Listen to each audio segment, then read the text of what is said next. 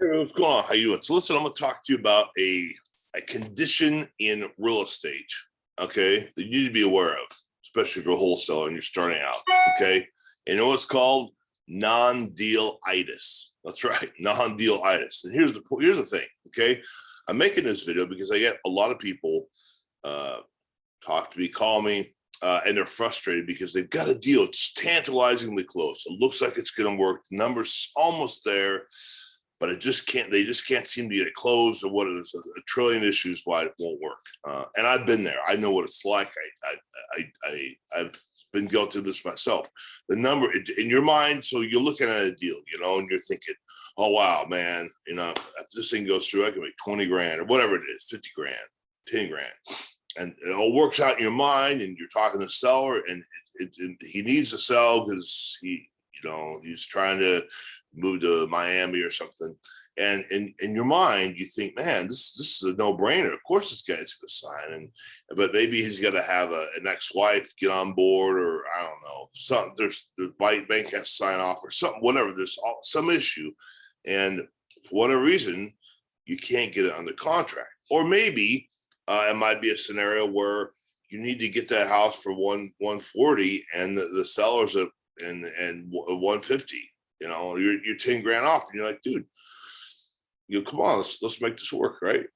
And you can't get it to work, right? And so here's and then you try some of the creative stuff. You try to do administrative law split. You can't do it. It's not its own for that.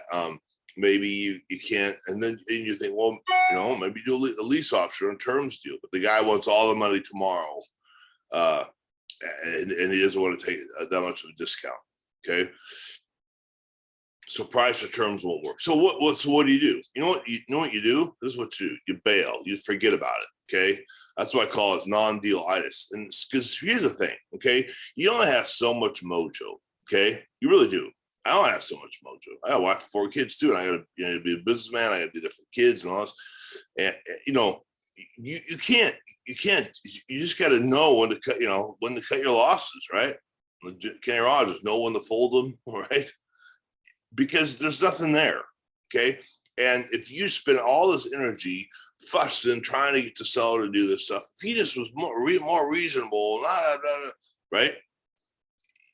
If you spend all the time thinking like that, you're not going to be productive. What you need to do is forget about that deal, own it. There's nothing there, and get on to the next one. I'm serious, because there's no shortage of deals out there. It just so happens you got a non-deal. Okay, so that's pretty simple, but it's something you need to be aware of. Okay, seriously, because it can be very beguiling in this business. You can get real emotional about a deal. Okay. And there can't be emotion in this business when it comes to deals, just the numbers, okay? Really, okay? And if you get like that, then you're going to be wasting tons of time, and you can't get time back. You just can't, okay? You don't have X amount of time, right? So I'd encourage you. That's just this takeaway. Realize if this is a deal or not, okay? Kind of know what the parameters are. If there's nothing there, move on. Don't worry about it. Don't get emotional. Just cut your losses, and you're gonna be fine. All right. And if you have any questions, you want some help, maybe looking over a deal, or whatever, so you want a strategy session on real estate, just let me know below. We'll set up time, free strategy session, and talk about your goals here for this year, and we'll get a game plan. Just remember, keep positive, keep going, keep talking to sellers. 5 sellers a day. You're gonna get there. 20, 40 grand a month. Okay. Talk to you soon.